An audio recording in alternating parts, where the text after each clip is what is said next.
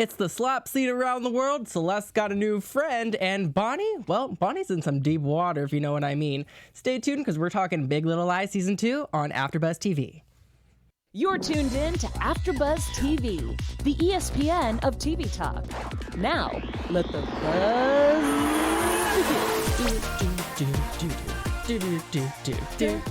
Yeah, let's get it, Simone.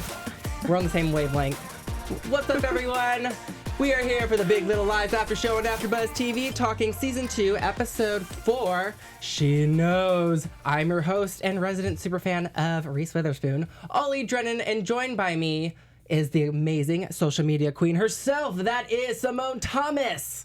Hey guys, nice to be back. Yes, absolutely. The two of us are holding it down this week. Unfortunately, Jesse Zahner and Mia Brabham, they can't make it. They got other obligations, gigs, whatnot, have you. But we're here holding it down. Yep. Talking this amazing episode. Simone, we watched it just now. We were living. Oh my gosh. Last week was a little bit of a downer. Yeah. Not so much craziness. A little slow. But this one, definitely this week, Episode 4, She Knows, made up for it. It just kept happening and wouldn't stop. I know, and I'm like, my notes are just like, I'm like, can it get any more worse? And then it does. Right. But we were here for it. Absolutely. Yes. Oh no, everything. I loved it all. We do have a live chat, so you guys are a Yes. part of this show, as you know. So if you're tuning in live, let us know your thoughts, your theories, your questions, anything we missed. We'd really love to, shout you out and keep the discussion going. Exactly. But first, Simone, initial thoughts. A lot to process, a lot to unpack. But you got to tell me what's going through your mind right now.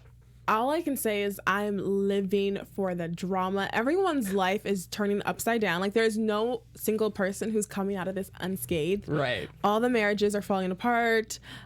The kids are kind of the innocent ones who have to deal with the parents' terrible choices. Right. And I really, really feel for Bonnie and her mom. And Right. I'm curious how all of this is going to play out. I'm shocked because what I also love is that it's not all about, it's obviously about the big lie about, Perry's death, murder, whatever you want to call it. Yeah. He deserved it. Manslaughter.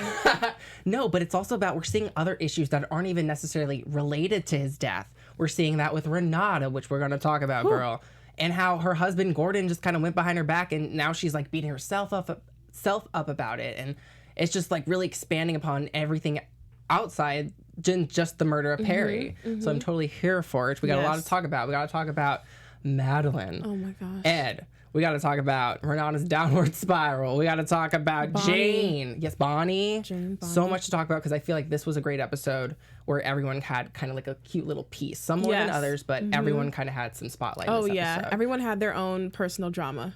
So let's kick it off first with Renata. I love starting it off with Renata because when you start off with Laura Dern, Renata, it's like it's such a good icebreaker to get it because she always has such a good line. Oh my gosh. This week her line was, last week it was one of the weeks was, I will not be rich. But this week it was, I'm self-made. She said, remember that? And during the bankruptcy hearing, oh my gosh. Let's just say humility is not her strong suit. Like, she's like, I earned all this. I'm not about to be humble. Humble for what? But I have to agree with her in a sense because it's like, this is all Gordon's fault. And true. I did kind of feel bad for her because she's beating herself up so much at the party. Shout out to her party. She is the queen of parties. The disco 70s theme party. Amabella, who's like, what, 8, 9? That's not her gig. That's not her The party's for Renata, not for Amabella. But there's that scene at the party where she's just kind of monologuing it with Gordon standing by, literally right behind her, and she's just beating herself up about the mistakes she made, even though it's not necessarily her fault. Yeah. So what were your thoughts on Renata in this episode? And were you here for her looks at all? Oh, I love the aesthetic, the wardrobe, the costuming was awesome. The quote that stuck out to me the most was when she was yelling at Nathan and Ed because they were fighting, and then she broke them up and she's like, this is about happiness. And it was so poignant because it symbolized why she was having that party, obviously to like celebrate her daughter, but also to at least have some type of positive example or just like reflection of something in her life because everything else is just going down the drain. And like I said, she was throwing the party for her child, but really just to kind of help ease and appease all of the other chaotic things Right. going on in her life. So she doesn't need any unnecessary adult drama because the adults are the reason why everyone's in the mess that they're in. She doesn't. We're seeing the cracks, obviously, in her character and her life, but not the town isn't, because she has like this status, Exactly. she has money, she has wealth, and even in this episode, what was stuck out for me was not only the quote of "I'm self-made," no, but seeing her give up her Rolex, And the ring. The ring was so symbolic of their relationship is already in turmoil, but Right. taking off the ring was so much more emblematic of It wasn't about Gordon. No, yeah. It was emblematic of this like shift and them already being like just on different pages. But that even solidified that there is a crack in the marriage more. Right. And then seeing, not the crack in the mirror, but the mirror, her looking at the mirror after the party is said and done. You know, they just had, well, there were some hiccups at the party we'll talk about. But that was kind of almost, I hope I'm wrong, that was like a swan song almost about going out with a bang, because her money, her wealth is depleting as we know it.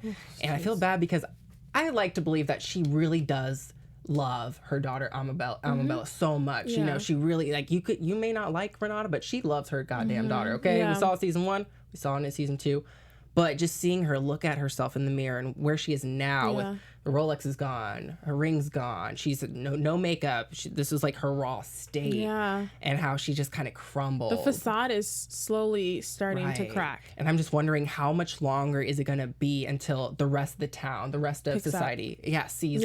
Right. It's almost parallel to when, and we'll get to Celeste and Jane and all those people later, but when Jane approached Mary Louise and she was defending Celeste, and Mary Louise responded saying, you guys see the best of her as a parent. You don't see her inside the home with the medicine cabinet. Right. And it's kind of similar to Renata. We see her with her riches and all of these glamorous things that she does, yet no one knows right now that all of that is completely a farce.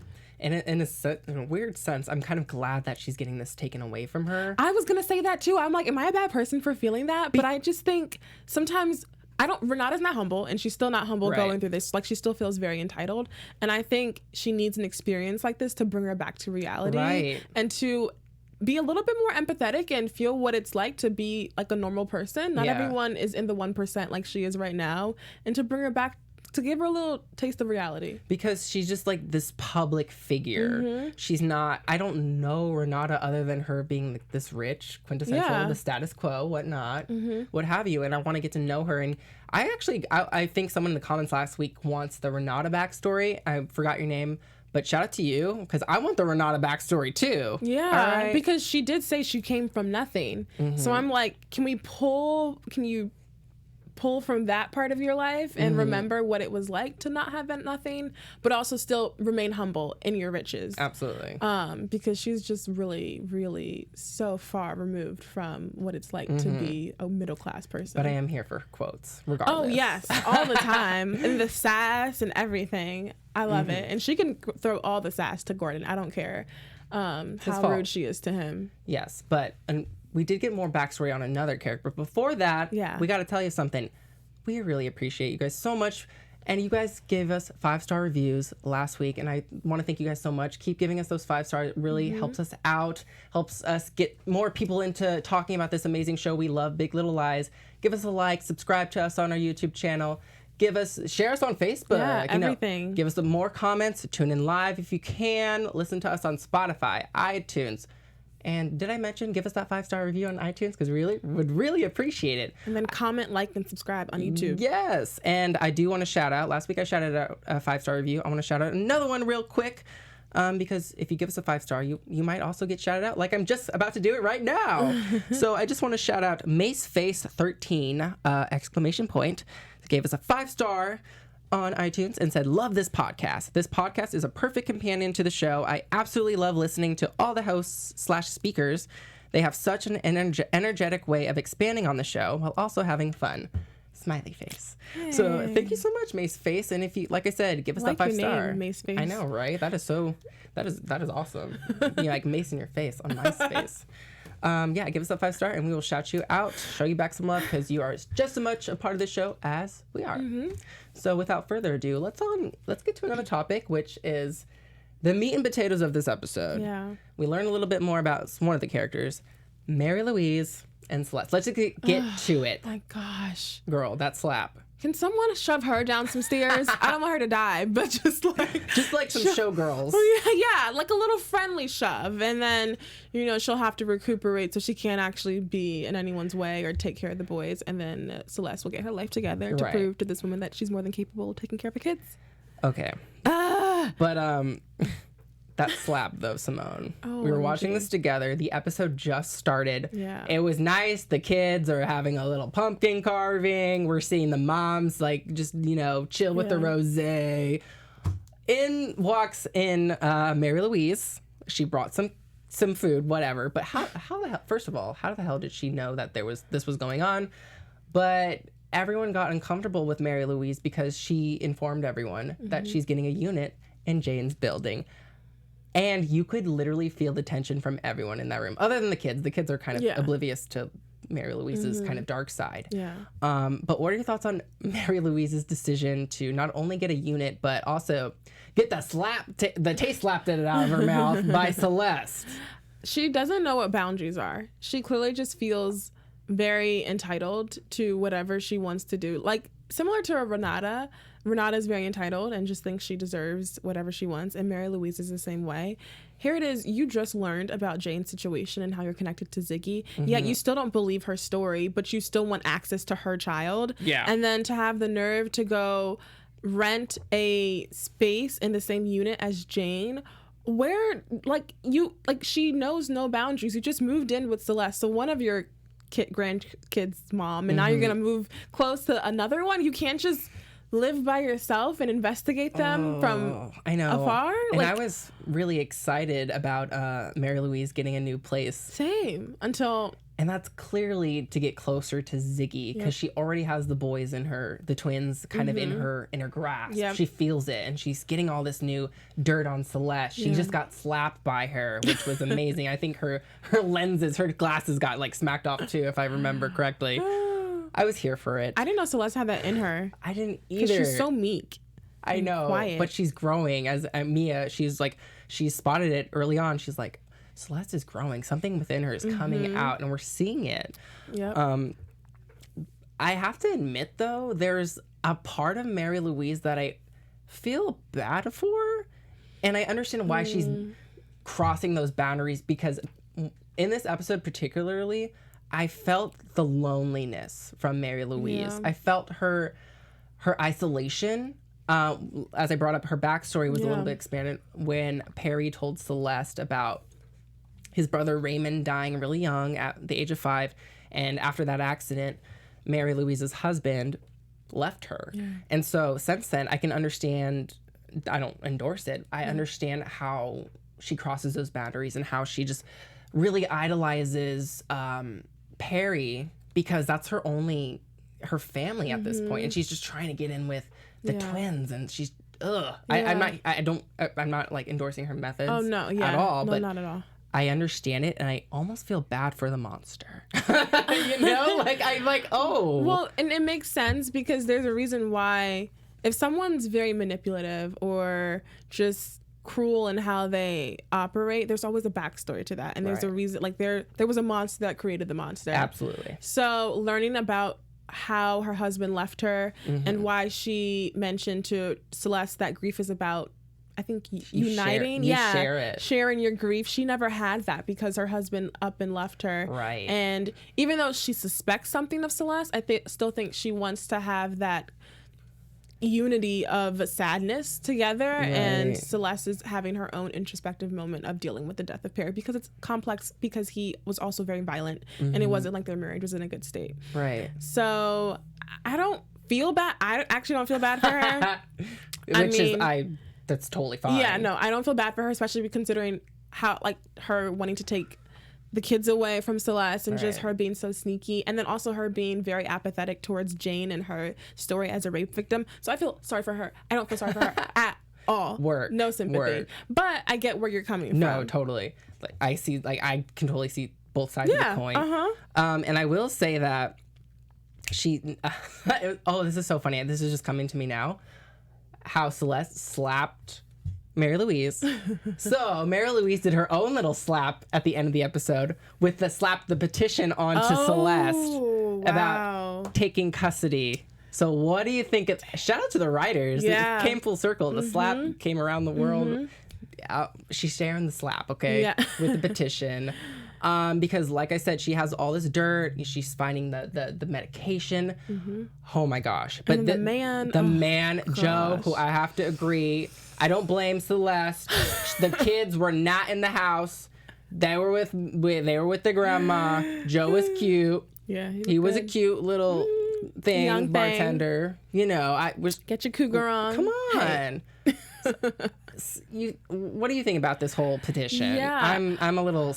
Well, Elle Woods. Oh my gosh, her name is Elle Woods. Oh, we have a Reese Witherspoon super fan as I am. Shout out to you. I like that. Elle Woods said, "My best friend called Mary Louise's legal plans back in episode 2, and then Cornelia Amiri said that Mary Louise may be thinking that if she can prove Celeste and Jane were involved with killing her son, then she can get custody of all 3 of the boys." So I think they both, shout out to Elle Woods for even anticipating that, because I didn't see that coming. But I do think that her pulling this legal card and trying to gain custody of the boys is one that will give her leverage, and it'll also give her leverage with trying to prove that they were a part of the murder, like Cornelia said. But I don't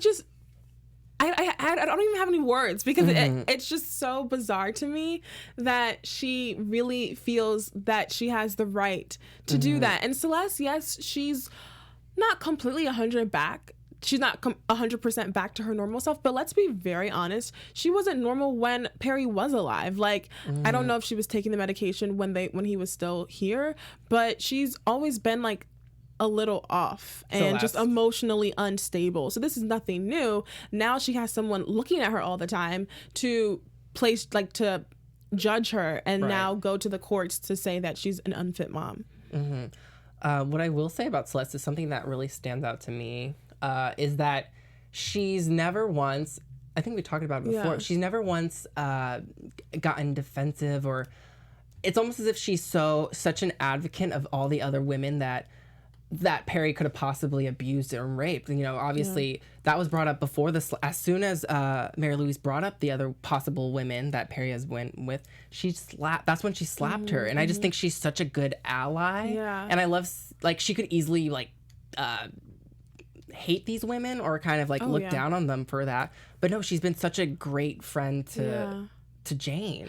I think it's because they have the common factor, or the common thread that connects her and Jane is Perry and his abuse. Right. And although she wasn't raped by him, as Jane asked, did he rape you? She was abused by him and assaulted time and time again. So she understands and can empathize, and it's easier for her to be an advocate, because it's almost like Mary Louise not believing Jane is like Mary Louise not believing Celeste that she was abused. Right. And speaking of Jane, I just want to talk about her real quick, because she didn't have too much in this episode, but we're seeing her and Corey still be together, and it's cute, and I really want something to happen, like some kind of positivity to come out of this, because I want Jane, because Jane's she's a survivor of rape, but it's almost as if she fears sex or kind of sexual acts, because we're seeing her kind of distance herself from Corey. She brought him to the party, that was cute, but yeah, that's really sad to kind of see Jane still suffering, and she seems like she has it together, which a lot of these characters kind of oh, I have it together. No, but you're really suffering deep down through this pain, through the abuse that you suffered with. I think I'm proud of Jane for putting herself out there, because that does take a lot of strength and courage, and we're seeing her still struggle with that. But I respected Corey for his willingness to or him telling her that he could trust her or trust him, and him being very emotionally inclined to comfort her in that moment when he took her hand after she said that.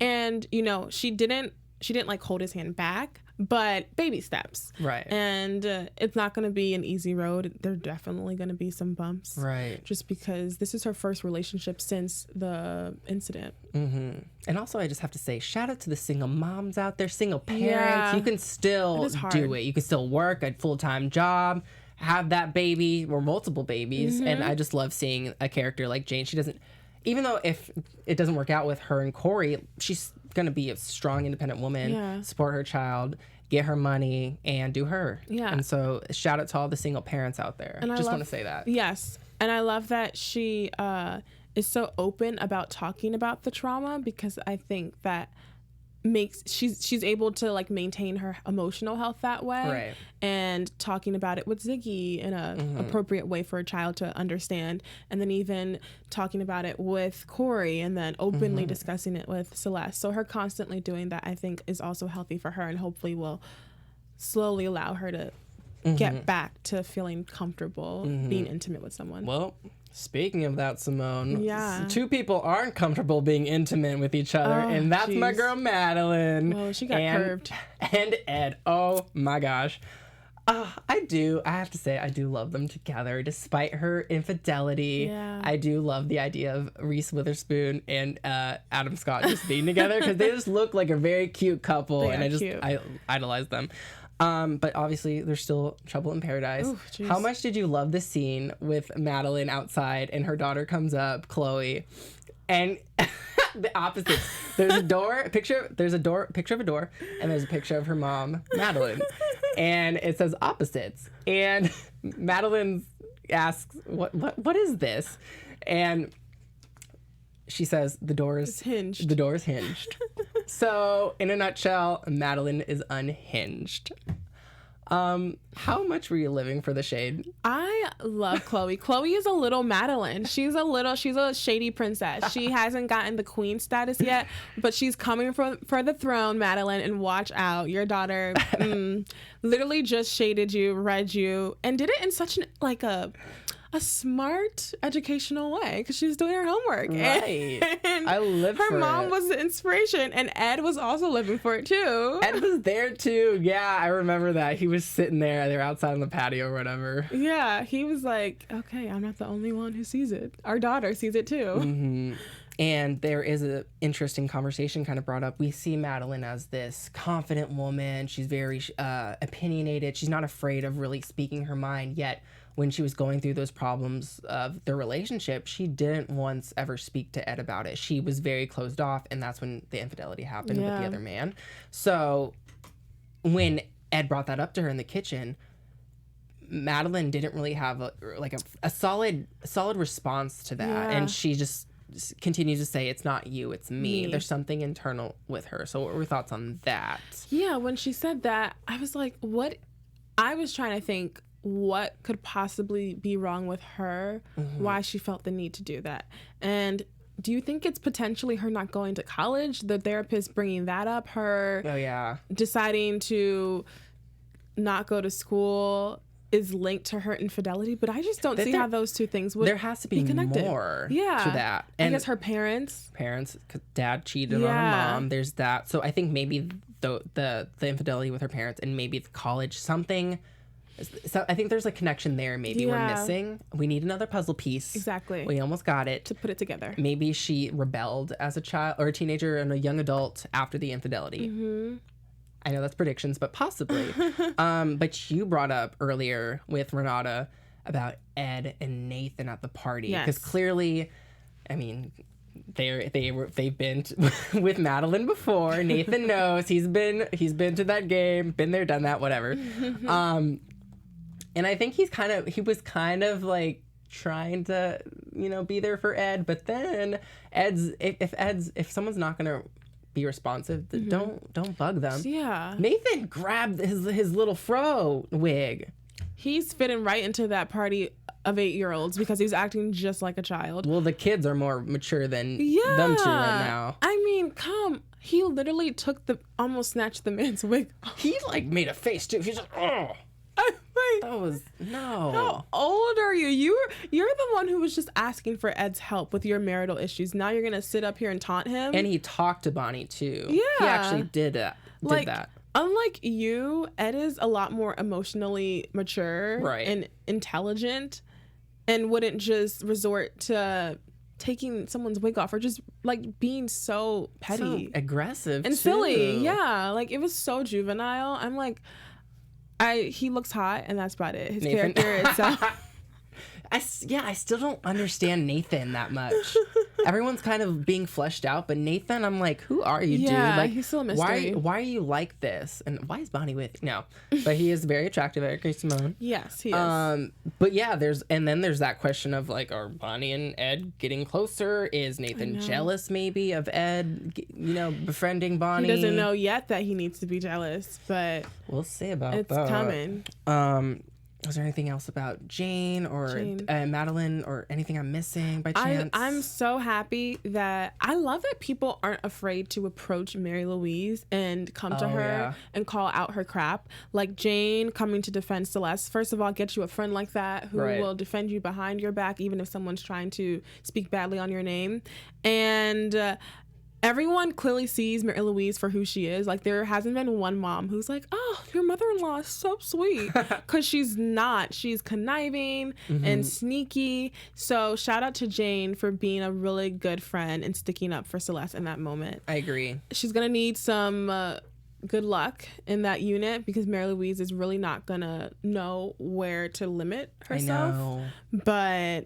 And Mary Louise isn't going to be moving anytime soon. Did you see her view of the beach? I was like, damn, Mary Louise, you got a nice unit. And then the lawyer telling her to call all those really good lawyers in Monterey because once she calls them, they won't be able to represent Celeste. And I was just like, that was dirty. that was so messed up. That was dirty. And oh God, I'm here for just the women kind of like banding together, and they're not going to let this happen. Yeah. And as you brought up, Jane confront her. That's going to be really interesting in the future. She needs more confronting. Right. Even though she's like, she perseveres. Like she doesn't get scared off. Yeah. She's like, One last thing I'll say about Mary Louise, I know she has all this evidence in this dirt, but I don't see it as physical evidence. Yeah, exactly. Like we need like some kind of footage. Proof. Right. Raw footage. Yeah. Like she slapped you, but how can you prove that? No. Are you going to go back and get her medication at her house? Is she even going to let you in?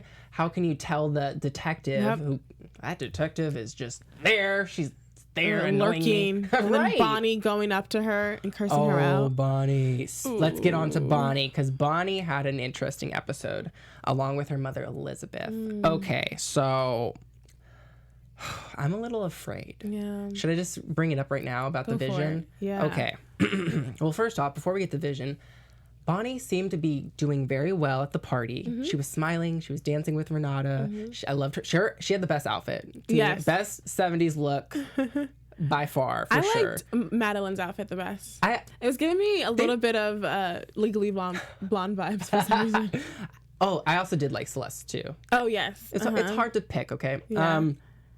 But she's doing good. I think those talks with Ed have been helping. Maybe her mom also being there is helping, but also her mom was kind of annoying her at the party too. Right. She's trying to seem to almost touch her head to maybe get some kind of, because we've been read her mind. Yeah. Mind control. No, but we've thought about her possibly being clairvoyant. We talked about last week. And lo and behold, her mom, as we're leaving the party, collapses on the floor from a stroke, which leads to a seizure. Yeah. And so this eventually leads to Bonnie just being very broken back to how she was originally at the beginning of the season. And we come to this vision where we see Elizabeth having a vision of Bonnie drowning. Yeah. And she's just dead in the water. So I know this is kind of predictions. This was kind of Bonnie's storyline in this episode, but what were your thoughts on everything that just went down with Bonnie? I said it. I don't know if it was 2 weeks ago in predictions. I said someone's gonna drown. I mean, Bonnie's mom laid it out for us, made it very obvious, but seeing that vision of her in the water, you said that you think someone killed her and she's in the water. And my immediate reaction was that she drowned or consciously tried to kill herself and then drowned. Regardless, it makes total sense why that woman reacted that way and now is in critical condition. And both Bonnie and her, I don't know, is that her stepdad or her dad? You were questioning whether or not. Yeah, because I believe in the books, if I remember correctly, Bonnie's that's Bonnie's stepdad. Okay. Oh my gosh, I don't remember. I think Bonnie's real father was abused. Somebody correct me if I'm wrong. I completely forget. But I think in the show, that's also not her dad. Someone please correct me if I'm wrong. I think that's just her mom's significant other. I don't know if that's her stepdad or that's just biological dad. Right. It hasn't been confirmed in the show, at least. Yeah. Well, I don't know how her mom is functioning, having these psychic visions all the time, because that's debilitating. And maybe there is a history of her having really traumatic visions and then physically reacting to it.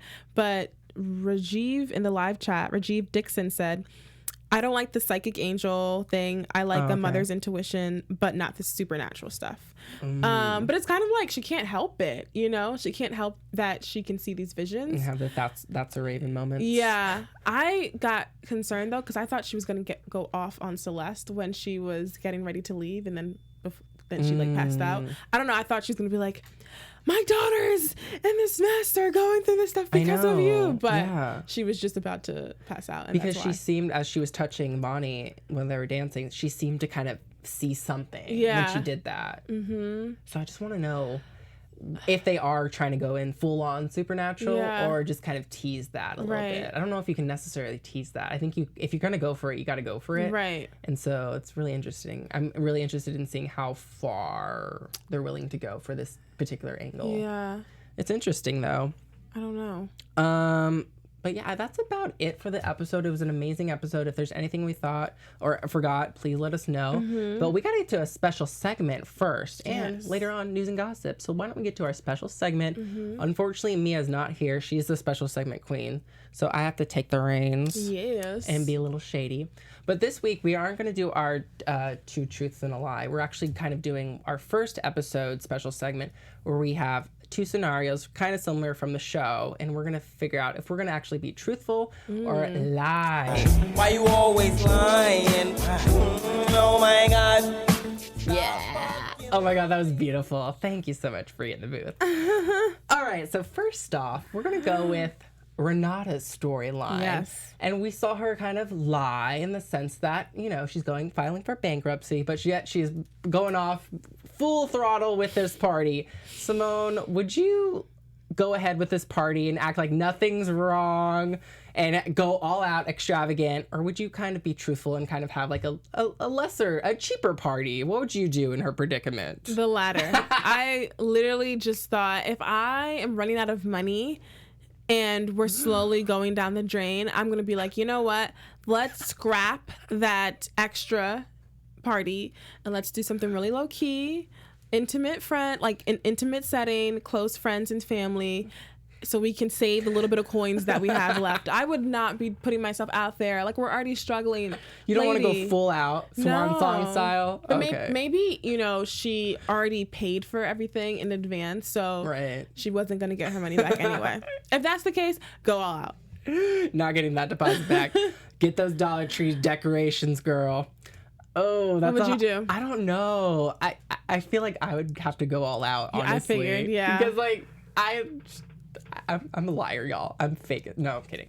I just want to have a fun party. Like, if I have the money, if I already paid for it, Simone, I'm going to go have that full-on party. Yeah. And let us know what you think in the chat or in the comments. Would you play along with us? Would you would you save some money, or would you go all out? And for our second segment, okay, this is Jane and Mary Louise.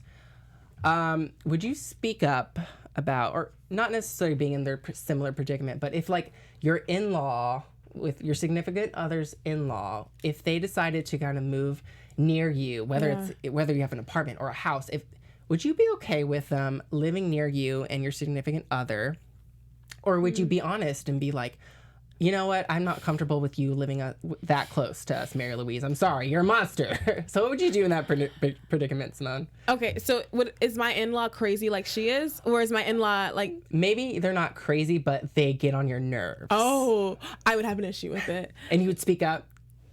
To my... I would speak up to my husband You have first. to speak up to them, though. I have to speak up to her? Yes. Would you be Jane? Would you be Jane, or would you be Madeline? I don't know. Okay. Ooh, that's hard. Ooh, it's a hard one. It's okay. It's okay. You could if you do what you would in that predicament. You can speak to yourself. In that situation, just because I don't like confrontation, I am so bad at it, and especially because she is an elder, I probably wouldn't say anything. I would most likely be passive aggressive about it, and then talk behind her back to my own mother and my friends, and then talk to my husband and be like, "Your mother." Probably would not go to her face just because we already have tension in our relationship. So it would just be like making things worse if I approached her. Okay. But I wish I had the balls to do that. I like that. No, it's hard. It's just really hard to. She's still your mother-in-law. Right. She's a superior. I think with me, I would do something similar, to be honest. So I can't even say like, Simone, don't do that. No, I think I would be honest with my significant other. Like, hey, I don't really like this, and hopefully maybe my significant other would talk to their mom or their dad, whoever it is that's annoying me. Yes. Would kind of, don't move there, move a little further away. And he that's his mom, so he is more comfortable. They have a better rapport for him to say something like that. If it came from us, her in-law or her daughter-in-law, they're not gonna son-in-law, listen. Yeah, she'd be a lot more defensive about it. Right. Just honey, take care of your mom. Come down, take a seat. And move far away. Well, let us know what you would do. Would you speak to your significant other about the situation, or would you confront the in-law directly? Yeah. So play along with us. That was our special segment of the week. Thank you. That was awesome. I have to do my best to live up to Mia's special segments because they're so freaking fun. They are. And she will be back next week. And so will Jessie, I think.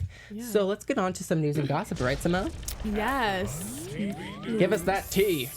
Alrighty, you guys.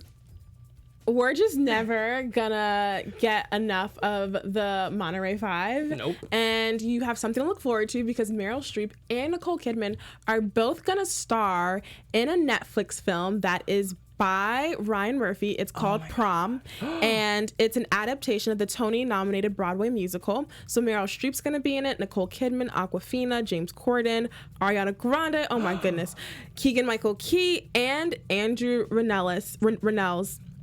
They're among some of the A-listers who are going to be in this movie. This is Ryan Murphy's first Netflix film. Wow. So he has a deal with Netflix. So,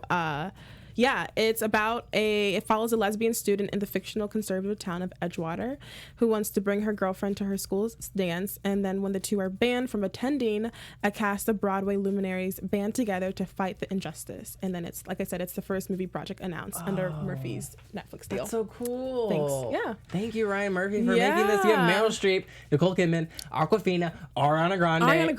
I'm already sold. You guys, man, look for that. I'm gonna be like, the minute it comes out, I'm watching that. Y'all better keep your Netflix subscriptions, please. Okay, I know I am. Exactly. I love it. And then our girl Miss Zoe Kravitz got married this weekend in Paris. So this is her family at the wedding rehearsal, and her Big Little Lies cast came. Shailene was there, Reese and Laura Dern, and then they also were all at the wedding. So that's the cast, and then Denzel's right there. Oh my gosh. And Zoe said that she, like, how they met, she like asked a friend that she wanted to meet someone, but she was like, not even to get serious, I just want to get laid.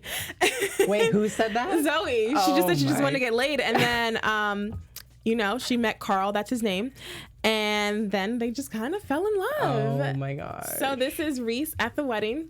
Love it. And then everyone was there. So Reese, Shailene, Laura, Nicole. And Nicole also, remember, she used to date Lenny Kravitz. Right. So isn't it just interesting how family dynamics are all connected? Especially in Hollywood, man. Oh, yeah. Everyone is, like, connected down the line. Why weren't we invited? Just saying. Yeah. I'm a little offended. Yeah, especially because this was the big ceremony. They actually had a civil ceremony earlier this year, but this was their big shebang. So. All right, the celebration. Yeah. Okay, so they kind of they did a Renata Exactly. They're like, we're gonna spend that extra money. No Yeah. Dollar Tree ornaments or decorations. I love it. And petty. So good. Yeah, Thank you, Simone. of That was it, course. right? Yes, that's I was it. like, I don't want to be like, we're done. No. No. Yeah. Such good news. I didn't know that. See, girl, keep playing with that news and gossip. So, unfortunately, we do have to wrap up soon, but not just yet. We got to get to our predictions. Yes. AfterBuzz TV predictions. Dun, dun, dun, dun. All right, Simone. Can we do this? Can we predict on what's going to happen to the Monterey Five? Wow. Alrighty. What's gonna happen? I think that Madeline and Ed they're done. Yeah. I don't see it going up for them. I think Ed has every right to feel betrayed Yeah. and lied to, and he clearly didn't want to be intimate with her in that moment. And Madeline's trying, but just from the vibes that I'm getting from him and then them as a couple, it's not there. I honestly just feel like everyone's marriage is gonna crumble. Right. No, I don't think, even if they end up staying together internally, it's still gonna be toxic and bad. Nathan and Bonnie aren't on the same page. She's clearly not talking to him. Renata and Gordon, she has every right to cut him. Yeah, like so. And then Celeste is dealing with the death of her husband. Right. So all of these marriages are Joe. gonna end. She got Joe. True. No, but you're completely right. And you just reminded me about the scene with Renata and Gordon in the back seat. Yes. That was so funny. And I thought that was so, that totally was kind of like a symbol of how constrained she feels now that her wealth is just depleting. That's a good parallel. Any more predictions that you think are going to happen? Because, girl, I don't even know what's going to happen. I think Bonnie's mom is going to be in the hospital for a while. I don't think she's going to wake up. Or maybe she will. Was she waking up towards the end? Kind of. I couldn't tell. She just didn't look good. Yeah, I don't. I think Bonnie's a huge Sorry, any more thoughts? That's it. I think Bonnie's a huge suspect for the town, especially the detective, especially for Mary Louise, because Mary Louise is probably looking at her like, who are you? Mm-hmm. We saw her in the beginning of the episode give her a weird ass look. I don't know if you caught that. She was looking at Bonnie all funny like. But she's why like, would she give her a funny look? She has no reason to. Right, but I think she kind of just looking at Bonnie like, who are you? Mm-hmm. Like, what are you doing with? I feel like everyone here has a reason to be here other than you. You know, that's kind of how I'm perceiving it. And also the detective kind of is looking at Bonnie sideways because Bonnie went off of her in the hospital. She makes her look guilty. Right. Oh man, I don't want Ed and Madeline to end. Gosh darn it. Gosh. I have had another prediction, but I'm completely blanking on it, unfortunately. You can bring it next week. I'll leave it in the comments. Yeah, So that too. Everyone tuning in live, let us know what you think is going to happen, your predictions, your thoughts, your theories in the comments below. Keep talking with us until next week. We really appreciate that. Until then, Simone, where can we find you on social media? Yes, you guys can find me at Simone A. Thomas on Instagram and Twitter. Yes, and you can find me on all social media platforms, Twitter and Instagram at Ollie Dreamer. And we will be back next week for episode 5 of Big Little Lies season 2. Until then, Bye, guys. Our founder, Keven Undergaro, and me, Maria Menounos, would like to thank you for tuning in to AfterBuzz TV. Remember, we're not just the first, we're the biggest in the world, and we're the only destination for all your favorite TV shows. Whatever you crave, we've got it. So go to AfterBuzzTV.com and check out our lineup. Buzz you later. The views expressed herein are those of the hosts only and do not necessarily reflect the views of AfterBuzz TV or its owners or principals.